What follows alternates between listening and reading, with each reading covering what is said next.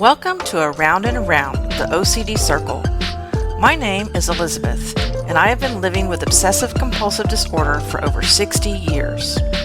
I am not a therapist or a member of the medical community. I am just an ordinary person like yourself who will be sharing my thoughts and experiences with you, with the hope that you will feel less alone.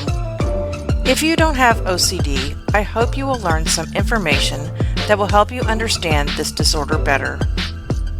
Some of the topics I will be covering may be triggering for you as a listener. If so, I apologize in advance. Since I don't know what your triggers are, please refer to the episode summary in the show notes before listening to each episode.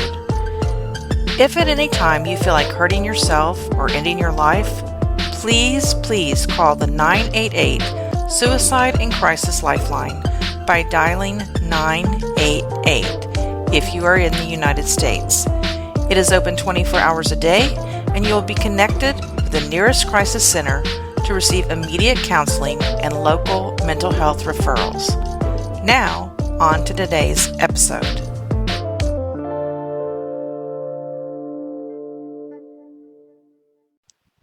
In today's show, I sit down to talk with Ashley Marie Berry, author of the book Separate Things, a Memoir, which is now available on Amazon. Ashley discusses her mental health journey, detailing her experiences with depression, bipolar disorder, and obsessive-compulsive disorder. She shares insights into her first obsessions, intrusive thoughts, numerous hospitalizations, and various treatments over the years. Ashley also talks about the support she has received from her family and how she supports her daughter, who also has OCD. I hope you enjoyed today's show and learn from Ashley's story that you are not alone. Good morning, Ashley. How are you? I'm wonderful. How are you? I'm great. It's so nice to meet you. I'm glad we got together. We're going to be talking about your OCD experience, and also you've written a book that I'm very interested in hearing about. I haven't had a chance to read it yet, but it's been put in my queue. Perfect. And so I was just wondering if you'd like to introduce yourself, tell us a little bit about you, whatever you want to share. My name's Ashley. I suffer from OCD. I just wrote a memoir called Separate Things, and it's on Amazon. I've suffered from OCD since I was 7, and it was really empowering to write this memoir because I do think that it's going to help a lot of people. So that's awesome. Yeah. And we're going to be talking a little bit about the book towards the end of today's conversation, and then you can let the folks know, how they can purchase it. And I'm also going to be putting the information in the show notes as well. Okay. Great. So I would like to start off by asking you, what type of OCD do you have? Do you have harm OCD, intrusive thoughts, religious? Yeah. Just a little bit about that. So when I was 7, I had full-blown sexual intrusive thoughts. I thought I was going to become a pedophile because there was a serial rapist that lived down the street from us. And I thought if he could live down the street from us, then maybe I could become him. So I had a lot of thoughts about people being naked. Like I couldn't go to the mall because I thought I was going to see everybody naked there.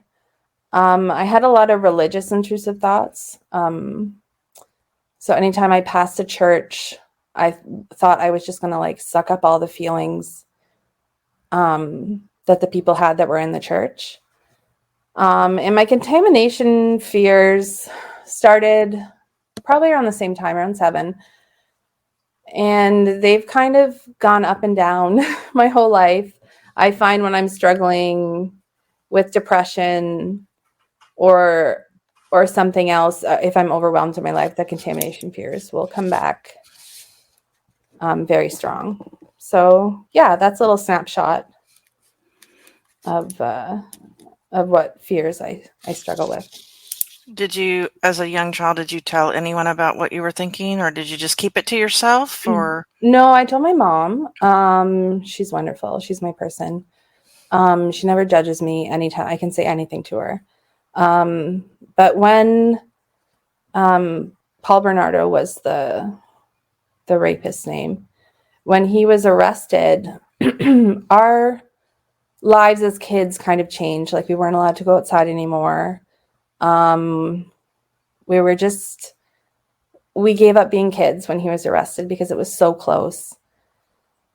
And that's when my thoughts got worse, because I felt like, oh, there is a fear because other people are feeling this fear. Like my mom was scared. So I told her, she brought me to a child psychologist. They actually brought in 5 child psychologists to St. Catharines after he was arrested because so many kids were having problems. Can you tell me about what year this was? This would have been 92. Wow. Okay. Yeah. I believe 92. Yeah, so I saw a child psychologist. It was hard though because I'm 7. I walk into this person's office and it's very cold looking. They didn't have any like children's toys or anything around. It was very, very office like, and I didn't want to talk to her because she wasn't my mother. Right. So it was difficult. Yeah. Were you by yourself in there? At first I was with my mom, and then my mom just went to the waiting room, but I believe there was a glass, like a window that she could see in. Yeah, I was just trying to decide what the protocol was back in Yeah. 1992 for something like that. I mean, you're thinking about a pedophile, and they're leaving you behind a closed door. I kind of doubt it, but Yeah. so 1992. That's amazing because that's the exact year that my OCD got full blown. No and way. and so there was not any mention of OCD. I saw numerous people, and OCD was never mentioned. So I'm assuming Okay. that OCD mentioned to you in 1992. No, it Your was mom? just, no, they didn't know what the thoughts were coming from. Yeah. It Okay. wasn't until 2 years later I was diagnosed at Sick Kids in Toronto with OCD. But Wow, I in remember 94. 94. So I Wow. remember my mom going to the library and trying to find the books on anything she could find, and there was only one book on it. Mm-hmm. Yeah. Were you were performing rituals that young? Yes. Okay. Mental rituals. Yeah. And then Mental rituals. yeah. So interesting. Yeah, it's those, I find those ones are hard though because people can't see them, so they don't know Well, that you're suffering. that's why I can't believe this, because in 1992, 93, 94, they had no idea what I had. And because I was not really at that point really performing physical rituals yet. Mm-hmm. And so I kept using the word obsession. And they never would test me for OCD. They would only test me for Really? multiple personality disorder, They tried to shove it things in like from the, that. yeah. They were not using that word with me. I had no idea. And so that was Canada. So wonder if y'all are just a little bit more advanced than we are. I don't know. Maybe, or maybe it was just that doctor at Sick Kids, right? Maybe Was you just just, had a great place there. yeah, Still, but 2 years you suffered with that before they let you know, or your yeah, mom know. yeah. They were just trying to treat for anxiety. They put me on Prozac, and Mhm. yeah, it was just kind of like an umbrella term, right? Like it's just, we don't know what to do, so let's just throw her in there. So I have several questions already. Mhm. You were talking about driving by the churches. Were you in a religious family at all? No, not at all. Okay. We only went to church because all my neighbors went to church, and we kind of wanted to be like, as kids, we're like, we want to go to Sunday school. Mhm. So my mom actually spoke to somebody that she met through somebody else who had OCD, and said, if you can take her out of the church, that would be the best situation, because he had religious intrusive thoughts, and he knew that that could be a possibility for me. But we went to public school, and for some reason they were handing out these little red Bibles. And I was in grade 5, and I couldn't do anything wrong around this Bible, but I always had to carry it with me. So even if I thought something bad, or I was thinking about having a thought that was bad, I thought I was going to go to hell because of this Bible. Like I felt like this Bible was just like sucking up my thoughts. and was going to tell God, and then I was going to go to hell. And So that was scary. wasn't coming from inside your family. This was just coming from you attending Yes. and people ministering to you, and Because there's such concrete rules, like don't do anything bad, don't do, and then my brain is like, oh my God, what if I do this? Right. Yeah, it was scary. And that one still comes back every once in a while. And I really. haven't been to church since, but yeah. Isn't it amazing how we sometimes go backwards a little bit? Oh yeah, it Um, waxes and wanes for sure. mhm. Just depending on, where I am in my life. And I yeah. still go back to I've done CBT and I've gotten Mhm. rid of a lot of rituals, but I find myself sometimes going back to the same ones, even just for a little while. It just like calms me, but then Oh, okay. I stop. But it's just like kind of like revisiting an old friend, Oh, you know? but then you catch yourself, Yeah, right? and then I just like I don't need this, and it's just, it's not helping me, and it's not Mhm. solving anything, but I find myself going back and doing a few of them once Okay. in a while, especially when I'm in really a stressful situation, Yeah. Well, because so you're looking for comfort, right? And you said that right. perfectly, that, that it is Mhm, comforting. mhm. Yeah. Did you ever So, do ERP for exposure? well, I guess you would call it that. I don't like I'm obsessed with people. I don't know if you've listened to any of my episodes on how my mind manifests, but I'm obsessed with one person, one specific person, and it can be somebody that I know, somebody I don't know, somebody I love, somebody I don't like, and it can go from 6 months to 6 years. Okay. So then I perform those rituals to keep them from getting sick or dying. I see. Okay. I forgot your question already. Oh, I But said, what I was just asking about if you ever my did my exposure. exposure Yeah. therapy would be to expose myself to that person. So some of these people may not even know, but that would be like if if their face is on a screen, forcing myself to watch them, Oh, yeah, and see, that's exposure therapy. that would Yeah. be, it's that kind of thing. It's not like you're putting a tarantula in your hand, but But it's still the same. You're still exposing yourself to right. that. I feel Yeah. the anxiety for a little while and then turn it off, Mhm.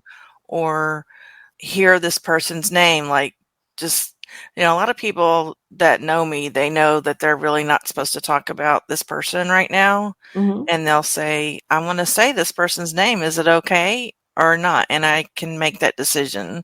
Oh, that's So good. then that's a way of exposing myself. Just the name can sometimes just blow Okay. everything up for me, That's so great that your friends let you know first before. yeah. Yeah. Yeah, well, now they do, I'm 61, so I've been doing this for a long time. Mhm. Most people didn't know. So, Okay. you know, so I was curious about, did it affect your schoolwork? Definitely. And the need to be perfect and me missing a lot of school because I physically couldn't get there clashed a lot because I always had to get 100% on every test, on everything. But I was missing a lot of school because I just couldn't get out of my bed. I used to put towels down on the floor so I could walk to the bathroom. Um, but on days where the thoughts were just too much, I couldn't make it out of bed. So it was difficult. I missed a lot of school.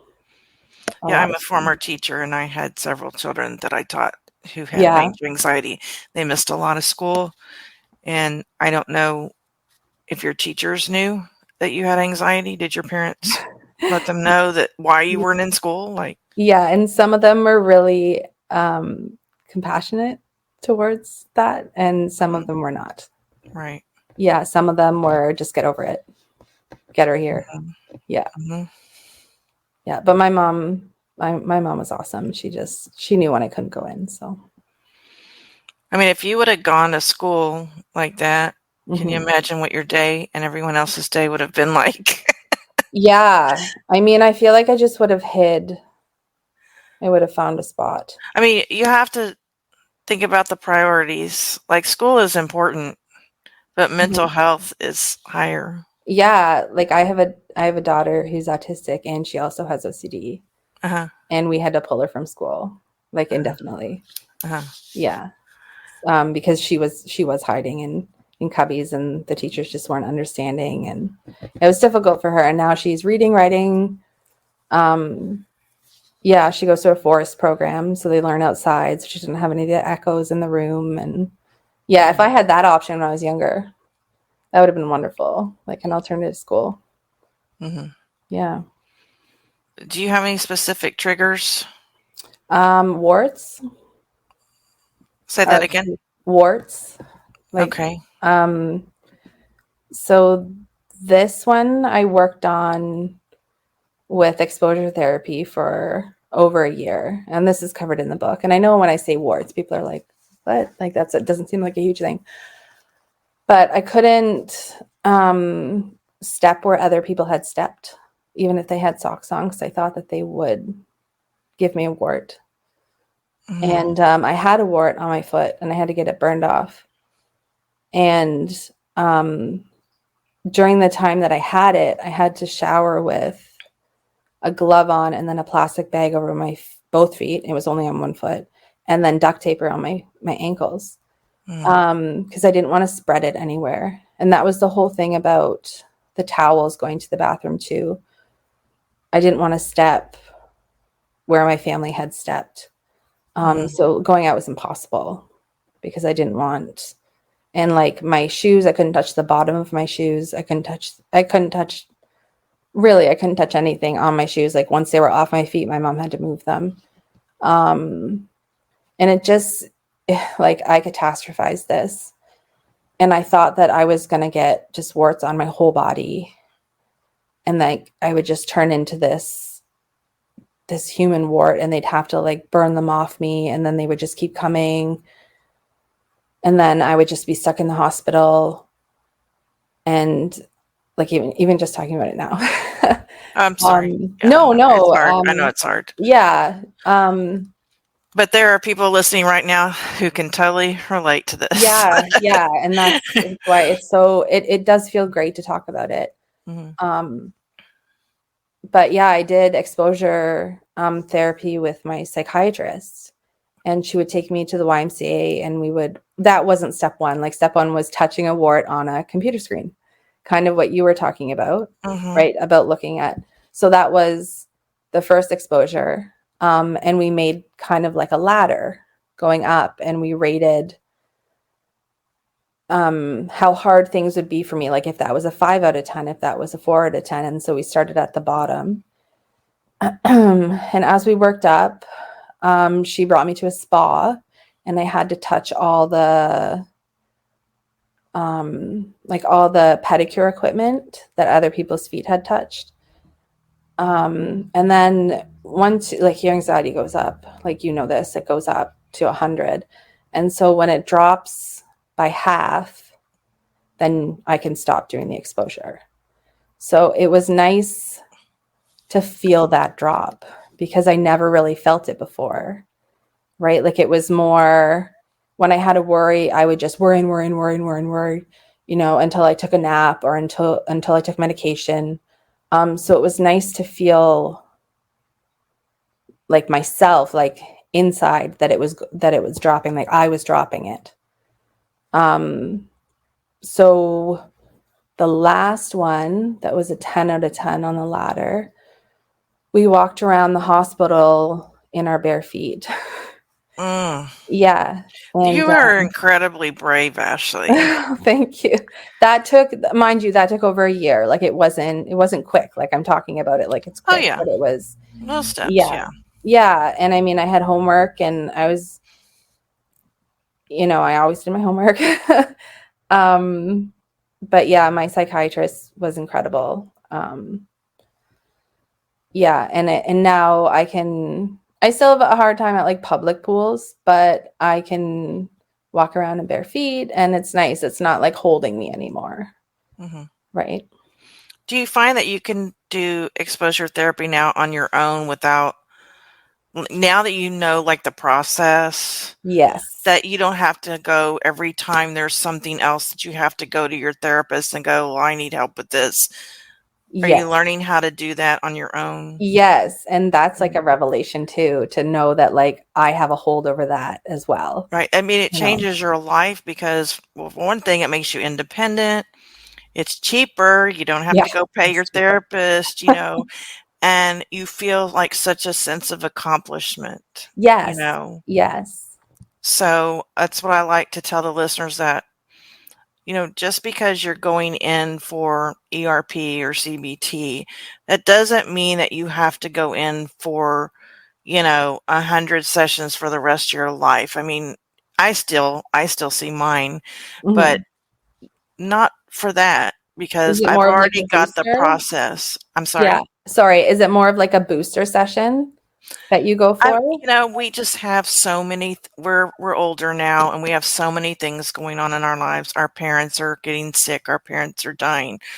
We have grandchildren being born. We have, there's always something major going on in our lives, and when I just feel like I can't handle it anymore, all this, then I call her and I can just talk and Mhm. I can just spill it, and I don't have to say, okay, well, how am I going to do CBT on this? Because for one thing, I've been obsessed with the same person now for 5 years. So Okay. I already know how to take care of that. So Right. now if I never have two at the same time, Oh, okay.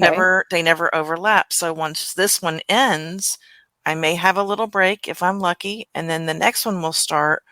Then I may possibly have to do CBT a couple of times with her, Mhm. but probably not because I already know what to do. I just Right. have to make myself do it, and that's the hard part. That is the hard part. Yeah. That's where bravery comes in. That's where experience comes in because I know I can do this. I've done it before. I Mhm. know the steps.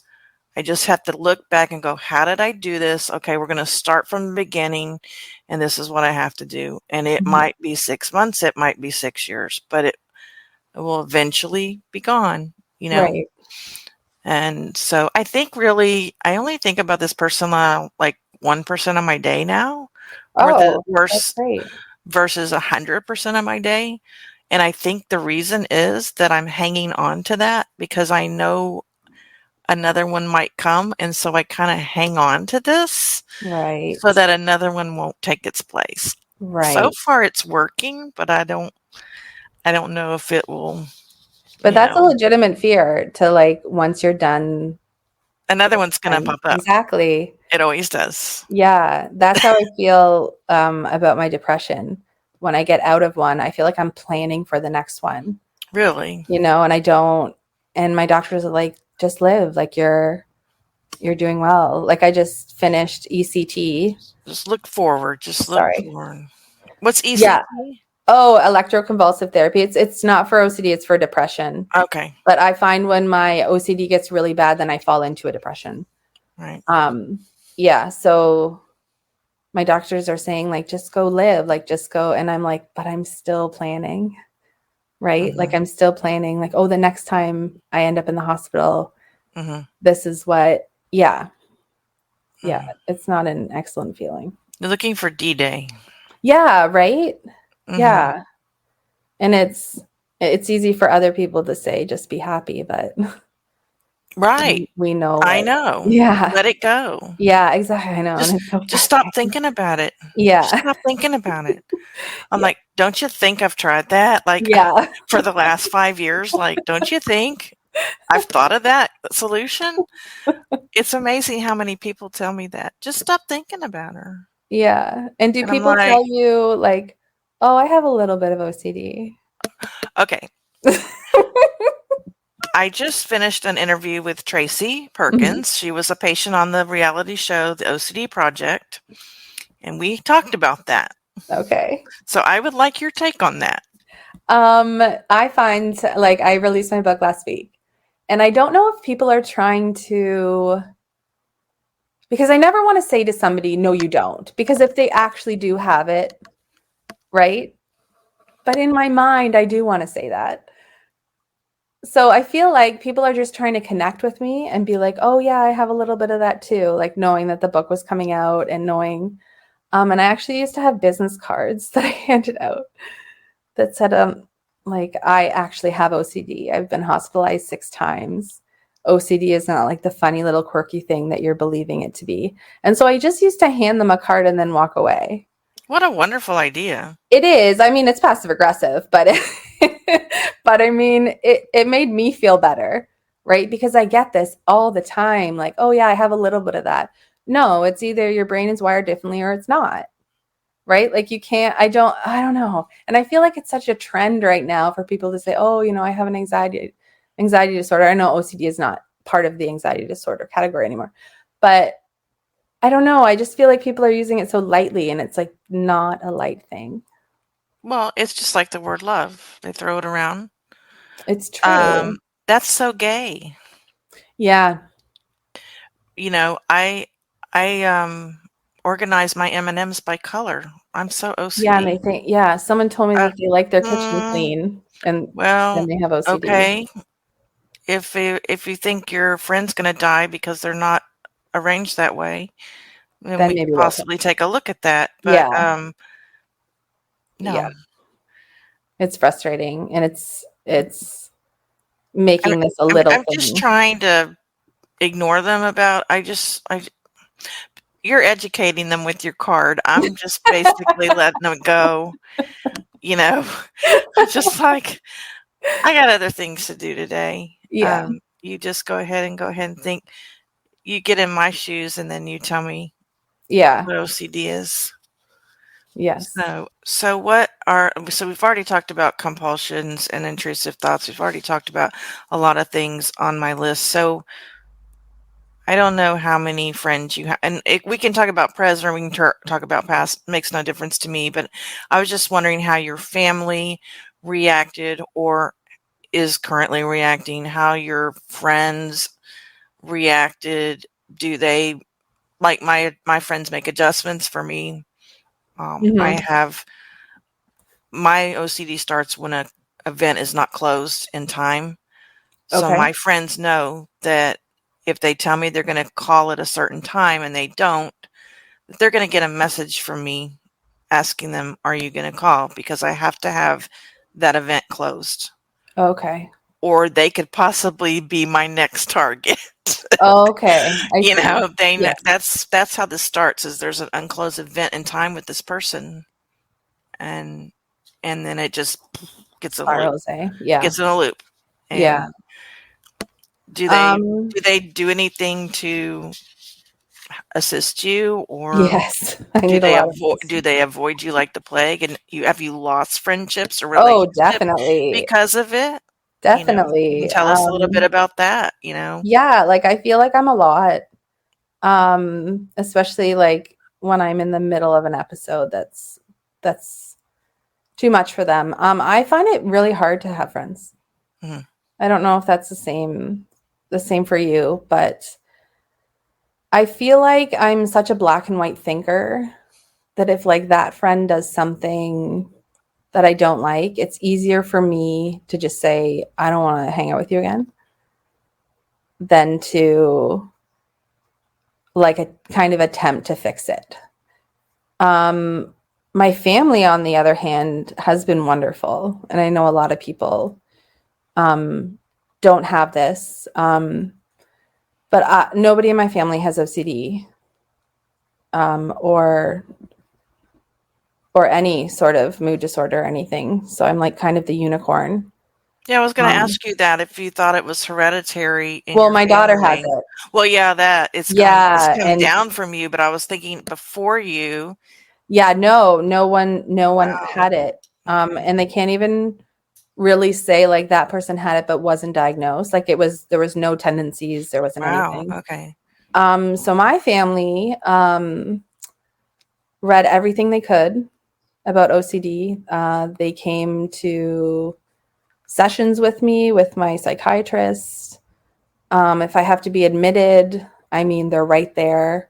If I'm in the middle of, I also have bipolar disorder. So if I'm in the middle of a bipolar depression, like they're just so helpful. And my husband is wonderful.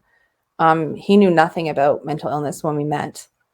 But now, like, I feel like he's like an honorary one of us. Like, I feel like he really understands my needs. And when I just want to be left alone, like, it's not like he just knows my moods and he just knows me so well. And he's so wonderful. And he's so wonderful with our daughter too. He had to learn a lot. Because when we met, my OCD was kind of at a good spot. But when hers came out at age 5, it was full blown. Like, it just like came out kind of like mine came out at 7. And, he had to learn, like, am I giving into this? Should I be saying something about hand washing? Should I not? Like, and he's like, let's make a plan. It's always like, let's make a plan. And I think that's so helpful, because sometimes I look at it and I'm overwhelmed and I'm like, I gave that to her. That's awesome. Right? Like, so he's wonderful. Yeah. And my daughter's doing really well with, like we call it the anxiety monster. And, we do exposures with her. So yeah. That's amazing to have that support. Yeah, it is. And I know, like, I know a lot of people don't have that. And I wish for them, just to find that one person that can help them out. Yeah. I've got an interview scheduled. I hope it's going to go, with a husband and wife. The wife has OCD and the husband wanted to come on, and we wanted to talk about spouses of people with OCD. The challenges that we've got it scheduled. Like I said, I don't know if it will go, but I'm hoping it will. Yeah. Everybody's so busy right now. So, so you've done ERP. Mm-hmm. You've done, what's that other one? CBT. CBT, and then you did the other one. DBT. I've done them all. No, it was something else. It was with a different disorder. It wasn't with OCD. It was your depression. I did ECT. Yeah, electroconvulsive therapy. Yeah, they give you seizures. Yeah, and it. Did that help you? Yeah. Surprisingly, I did 4 sessions. I was at I was at a really, really low. They didn't think I was coming out of this one. And 4 sessions, I just kind of like woke up and I'm like, hey, the first thing I said to my husband was, do you want to watch a movie tonight? And like, for me to say that, I know it doesn't sound like anything, but for me to say that to him, to like make a plan for the future, because I was in such a deep depression about, I don't want to be here, like this, I'm not going to, like, it was just awful. And then after 4 sessions, I just like bounced back. Yeah, it was wonderful. So I ended up doing 9. I mean, I would recommend it. It's wonderful. It's for depression, right? Yeah, it's for depression. Mm-hmm. Yeah. Are you currently on any medication right now? Oh, yes. For depression? For bipolar depression. Yeah. Okay. Yeah. Okay. And you want to spout off the ones that you've used in the past? Oh. For all those people who are always asking me, what medications do you take? Can I tell you my favorite one? Yeah. For OCD, it was clomipramine, an Afrinil. Really? Oh my gosh, that was a lifesaver. And are you still on it? I just went off it when I was in my depression, because it could it could make me go lower. So I went off. Spell it. I mean, say it slowly. Oh, sorry. Clomipramine. CLO. Clomipramine. I haven't seen that one. Really? It's called Anafranil. It's used a lot in Canada, I think. Well, I haven't been on medication in a while, so that's probably why. I am currently med-free. Okay. I'm sure in the future I will be back on something, but for right now I'm med-free and relying on my therapy. But okay. I find for me, I know everyone's different. It just takes the edge off, and it's easier for me to do therapy. Mm-hmm. That's what's helped me the most with depression was Prozac.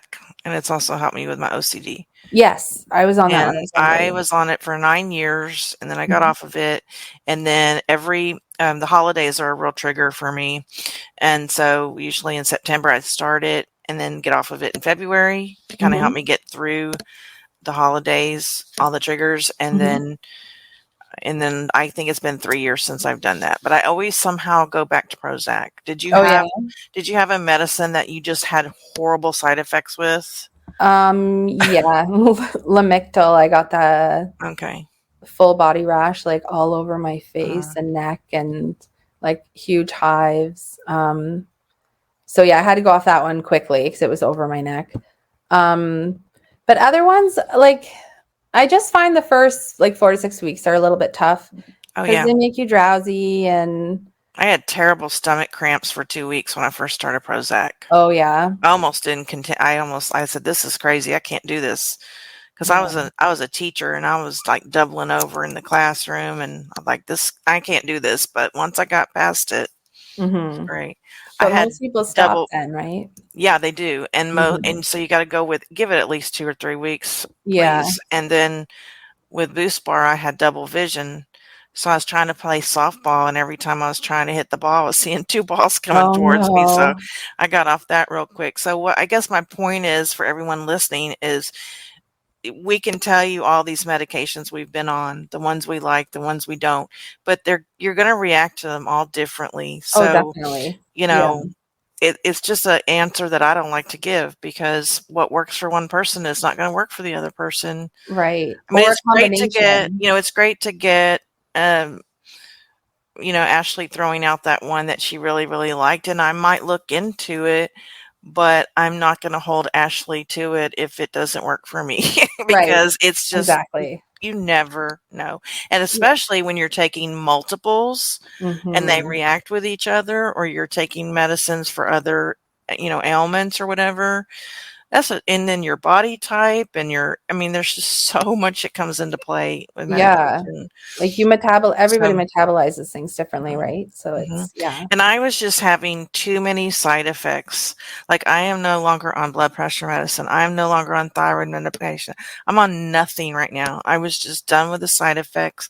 It's kinda like I'm just clearing my body out of everything, and Okay. then I'm gonna kinda start over, I think, because I feel better without them than I did with them, if that makes, because I just Yeah. find that I was having side effects, and then I'd have to take a pill to counteract that side effect, and then I was feeling worse, and I was just like, Mhm. "Okay, we're just gonna stop here first because I don't have anything life-threatening. Now, if I had something life-threatening, that'd be totally different, I'm not asking people to go off their medications by any right now, knock on wood, I'm good. Mhm. My blood pressure's good, my thyroid's good, um, but Yeah. No, I I understand. mean, Like, it can save your life. Medication can yeah. save your life, and gosh, I don't want my listeners to think I'm anti-meds at all.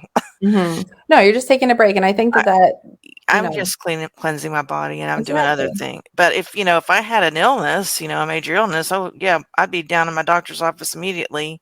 Yeah. Yeah, they ask me, say, "You need to be on this," I do it. I listen to Yeah. my doctors. Like being bipolar, I can't go off meds. Absolutely. Yeah. You Yeah. can't. It and people do. Yes.